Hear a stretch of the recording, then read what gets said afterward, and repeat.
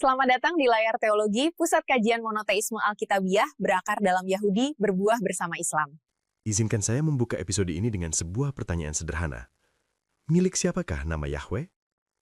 Jika Anda pernah mendengar nama itu dan langsung mengasosiasikannya dengan kelompok tertentu, mungkin Sacred Name Movement, mungkin Saksi Yehova, mungkin komunitas Ibrani akar yang marak di media sosial, maka Anda tidak sendirian. Asumsi itu sudah sedemikian lazim sehingga banyak orang Kristen arus utama merasa canggung sekedar menyebut nama ilahi dalam percakapan teologis. Seolah-olah nama itu adalah properti eksklusif sebuah sekte. Tetapi data bercerita lain. Hari ini, kita akan menelaah sebuah laporan investigatif berjudul Jejak Nama Kudus, Fenomena Yahweh dalam Terjemahan Alkitab Global.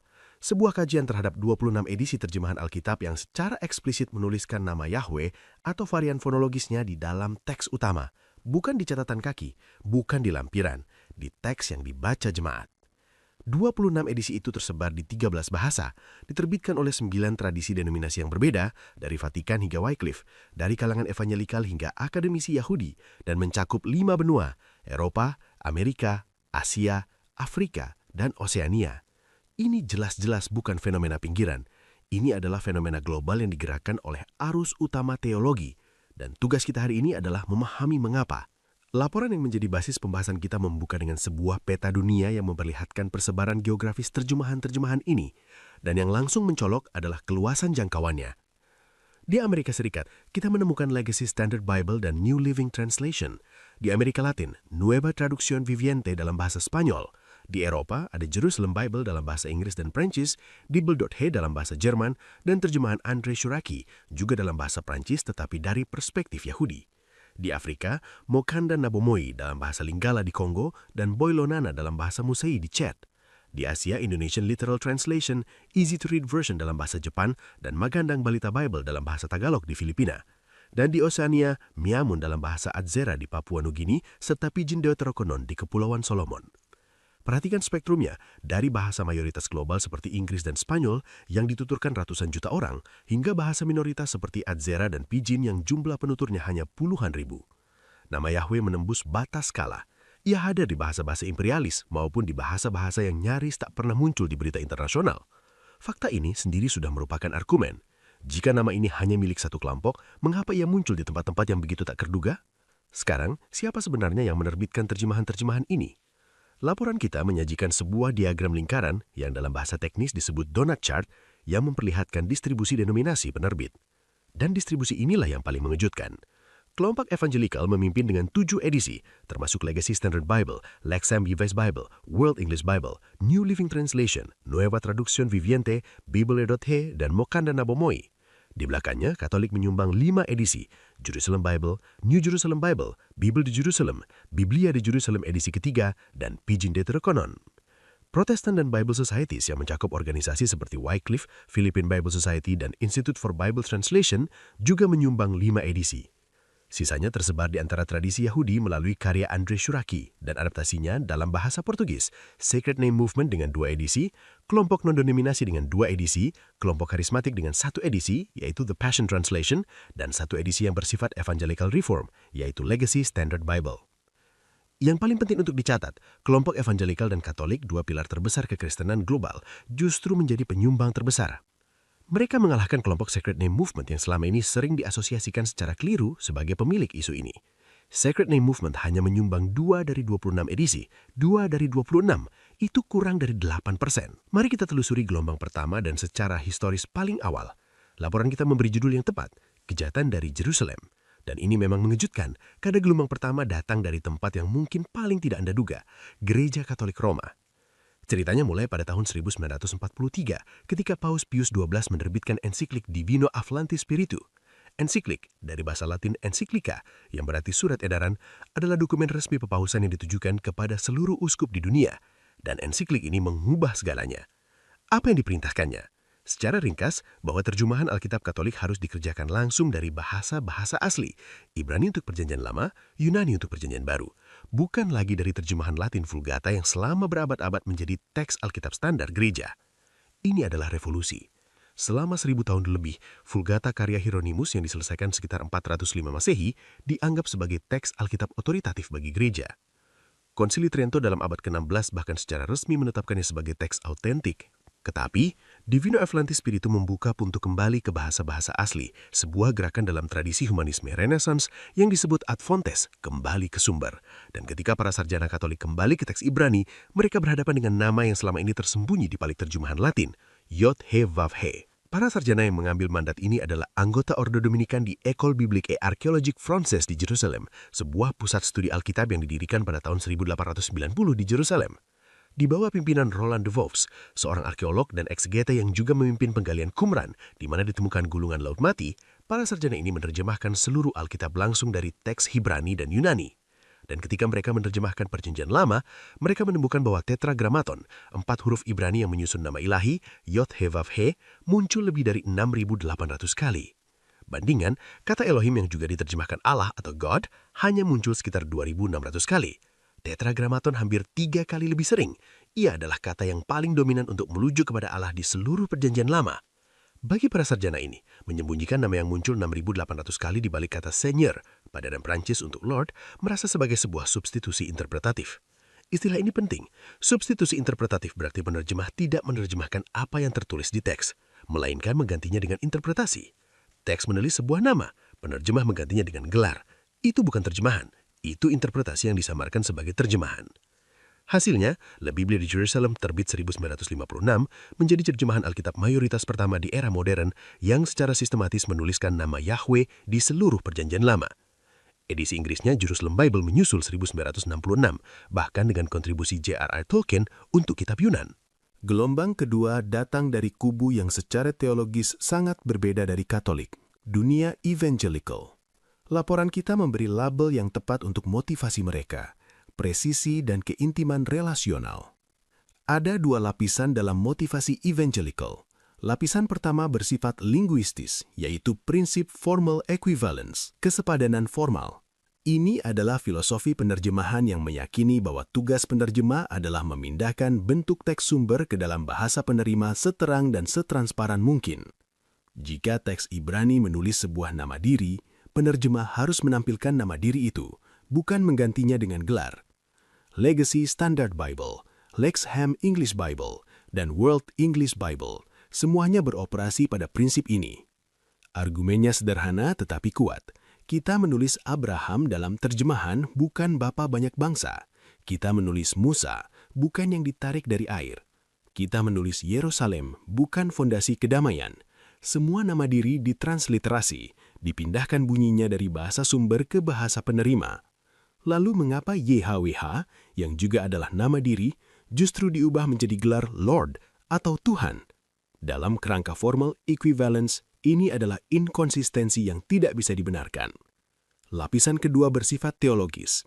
Dalam kata pengantar Legacy Standard Bible, penerjemahnya menulis, "The name Yahweh is a reminder that God is personal, knowable and desires an intimate relationship with His people."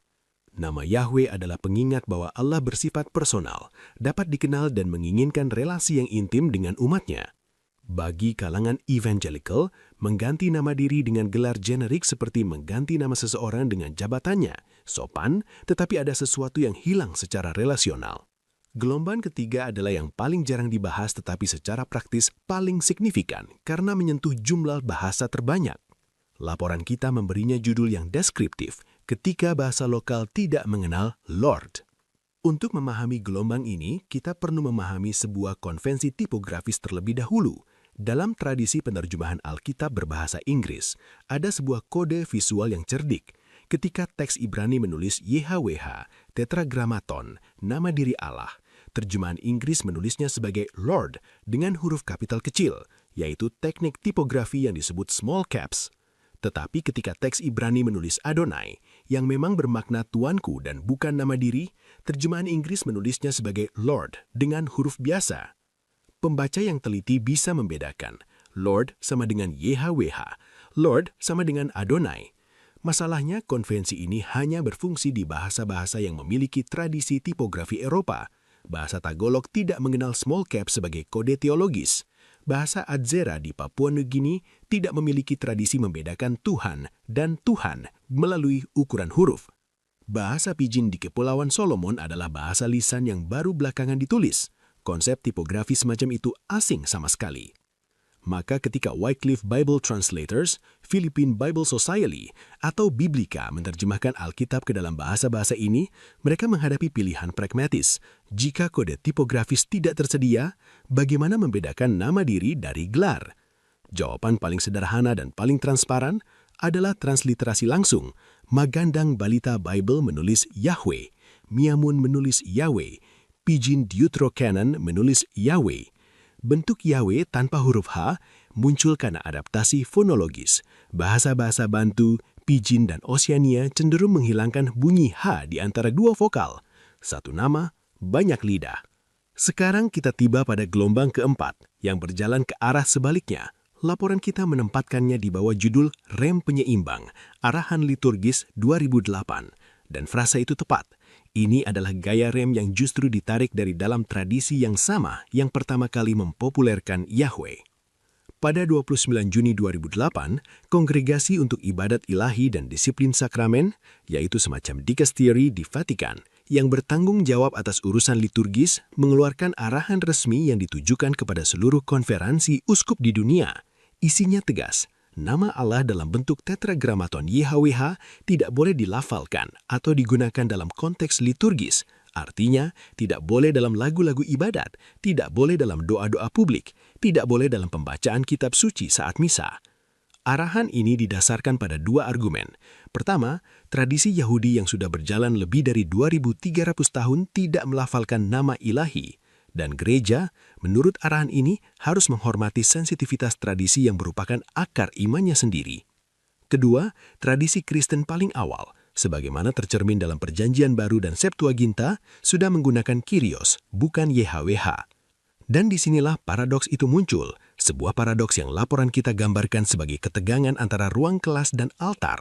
Di ruang kelas Ekol Biblik, sarjana Katolik mempelopori pemakaian nama ilahi demi akurasi historis. Tetapi di altar, di ruang liturgis, arahan resmi Vatikan justru melarangnya.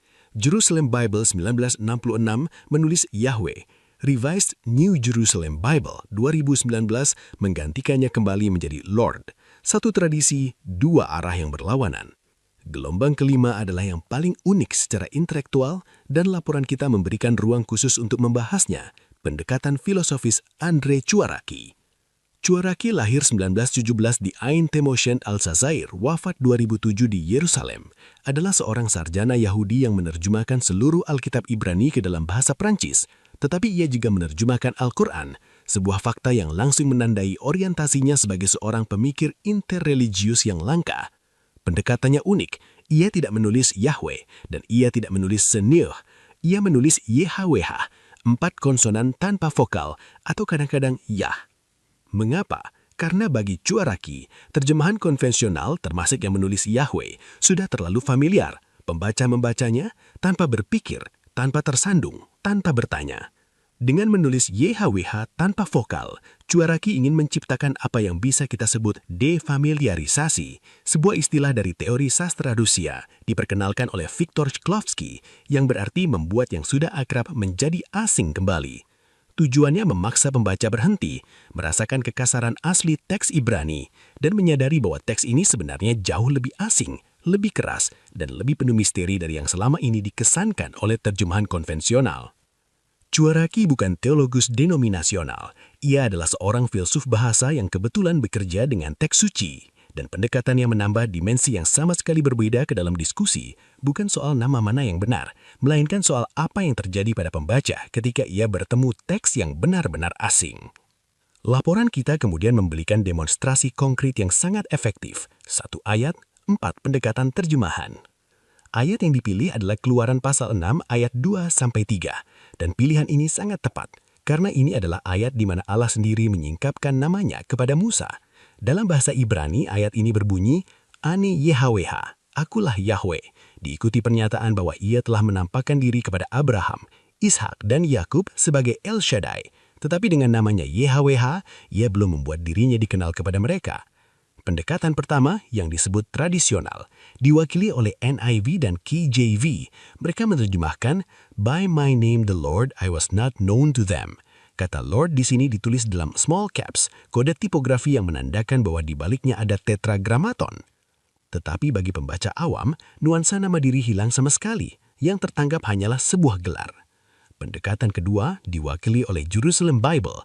Pendekatan Katolik akademis menerjemahkan, "By my name Yahweh, I did not make myself known to them." Nama dikembalikan. Pembaca langsung menangkap bahwa ada sebuah nama diri spesifik yang sedang dibicarakan. Pendekatan ketiga diwakili oleh Indonesian Literal Translation dari kalangan evangelical menulis, "Dengan namaku Yahweh, aku tidak membuat diriku dikenal oleh mereka." Transliterasi tegas dalam huruf kapital menegaskan bahwa ini adalah nama yang sakral dan sentral. Dan pendekatan keempat, Cuaraki, menulis "Mon nom Yahweh, je ne me suis pas fait connaître à eux." Tanpa vokal. Pembaca Prancis dipaksa berhentil.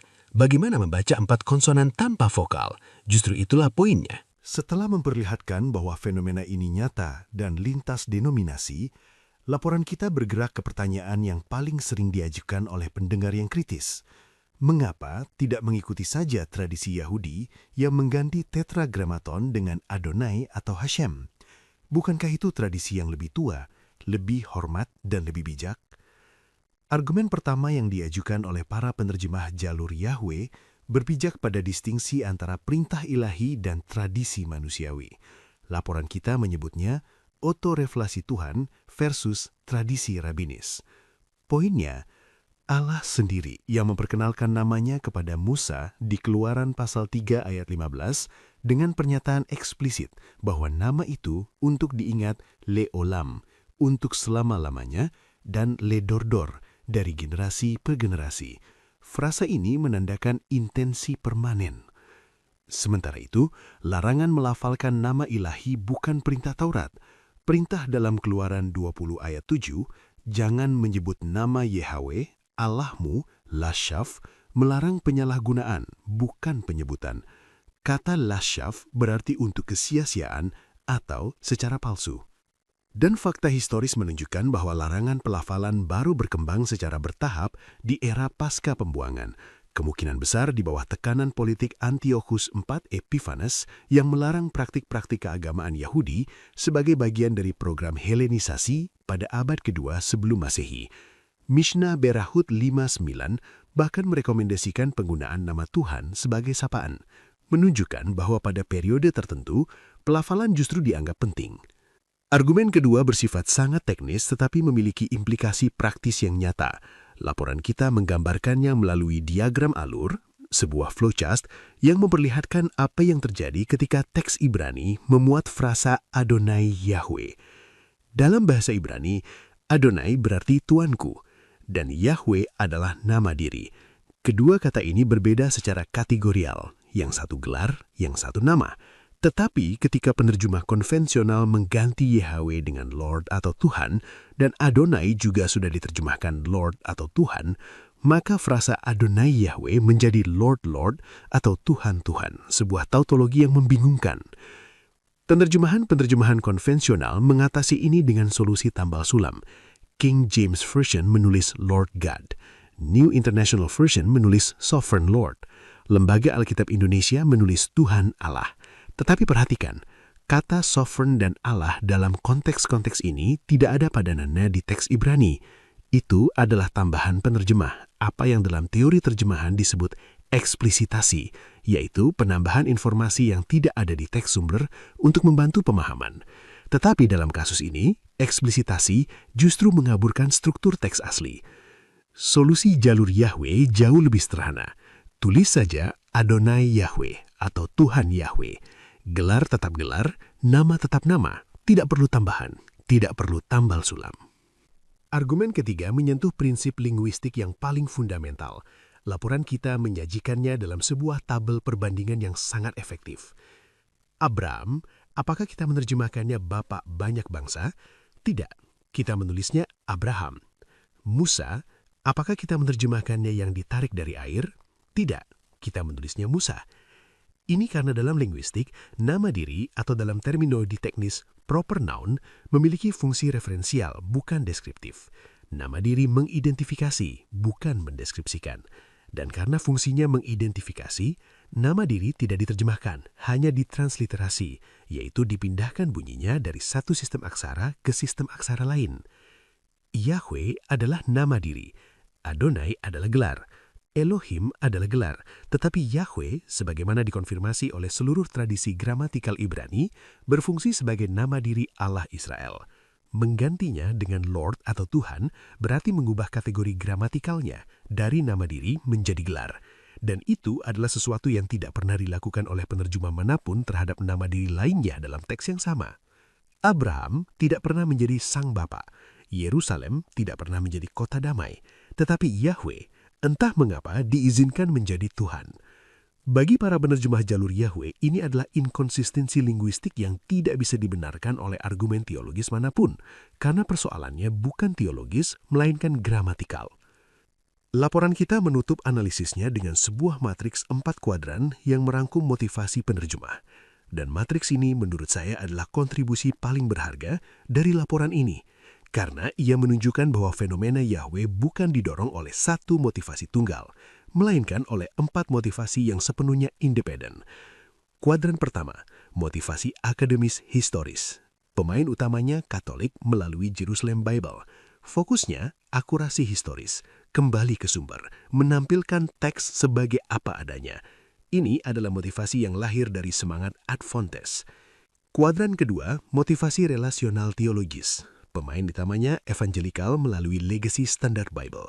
Fokusnya mengenal pribadi Allah, membangun relasi perjanjian, memanggil Tuhan dengan namanya.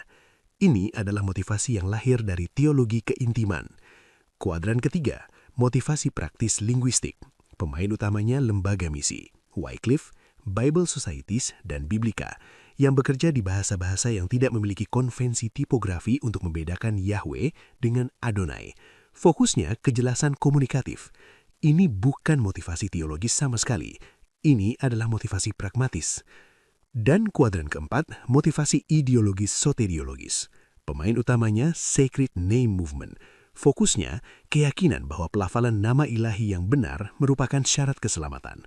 Ini adalah motivasi yang paling partisan dan paling kontroversial, dan penting untuk dicatat bahwa ia hanya menyumbang 2 dari 26 edisi. Keempat motivasi ini beroperasi secara independen. Sarjana Dominikan di Yerusalem tidak berkonsultasi dengan Wycliffe di Papua Nugini. Legacy Standard Bible tidak mengutip Andre Joraki. Tetapi mereka semua melalui jalur yang berbeda-beda sampai kepada kesimpulan yang sama. Nama itu layak ditampilkan sebagai apa adanya. Laporan kita ditutup dengan sebuah undangan, bukan sebuah kesimpulan, dan saya ingin menghormati nada itu, karena memang setelah menelusuri seluruh data ini, yang tersisa bukanlah sebuah jawaban, melainkan sebuah pertanyaan yang lebih tajam. Kehadiran Yahweh dalam berbagai terjemahan Alkitab modern mengajak kita merenungkan kembali apa sebenarnya yang kita prioritaskan ketika kita membuka teks suci. Apakah kesetiaan pada teks sumber yang secara eksplisit menulis sebuah nama lebih dari 6.800 kali? Ataukah kesetiaan pada tradisi pembacaan yang sudah mengganti nama itu dengan Adonai atau Kyrios selama lebih dari 2.000 tahun? Ataukah kesetiaan kejelasan komunikatif bagi pembaca di bahasa-bahasa yang tidak memiliki kode tipografi Eropa? Atau mungkin kesetiaan misteri itu sendiri pada fakta bahwa nama ini begitu sakral sehingga cara menulisnya pun menjadi pernyataan teologis. Tidak ada jawaban tunggal. Katolik, Evangelikal, Protestan, Yahudi, dan bahkan kelompok Sacred Name masing-masing memiliki argumen yang koheren secara internal. Yang ditunjukkan oleh data kita hari ini bukan bahwa satu posisi benar dan yang lain salah, melainkan bahwa nama ini dalam segala kontroversinya adalah warisan bersama. Ia milik seluruh tubuh Kristus dan seluruh tradisi Abrahami. Ia adalah nama yang ditulis oleh tangan-tangan kuno di atas gulungan kulit di padang gurun Sinai dan yang kini masih terus dieja ulang dalam aksara Latin, katakana, Kiril, dan bahasa-bahasa yang belum pernah kita dengar oleh penerjemah-penerjemah di seluruh dunia. Mungkin itulah yang paling menakjubkan dari nama ini. Bukan bahwa kita belum sepakat dengan cara menulisnya, melainkan bahwa setelah 3.000 tahun, kita masih terus berusaha. Terima kasih telah mendengarkan. Untuk mendukung konten-konten edukatif seperti ini, silakan subscribe dan aktifkan notifikasi. Kalau video ini bermanfaat, klik like, share, dan tulis komentar. Dukungan Anda sangat membantu kami, Layar Teologi, untuk terus membuat konten yang lebih berkualitas.